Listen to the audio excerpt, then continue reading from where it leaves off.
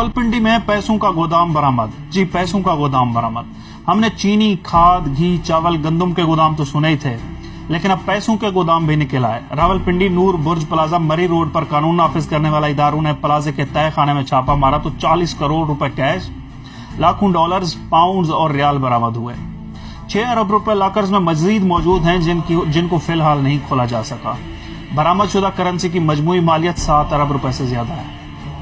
8 अफराद को गिरफ्तार किया गया है। मुबैना तौर पर यह दौलत एक अखबार, रोजनामा, असास और प्राइवेट हाउसिंग सोसाइटी अल हरम सिटी के मालिक इफ्तिखार शेख की तरफ से छुपाई गई थी। नूर बुर्ज प्लाजा भी इफ्तिखार शेख की मलकियत में है, जिसमें उन्होंने निजी बैंक बना रखा था।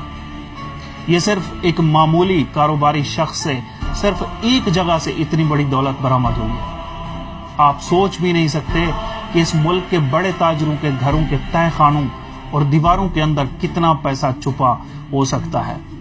गरीब गरीब से गरीब तर क्यों होता जा रहा है और अमीर अमीर से अमीर तर क्यों होता जा रहा है।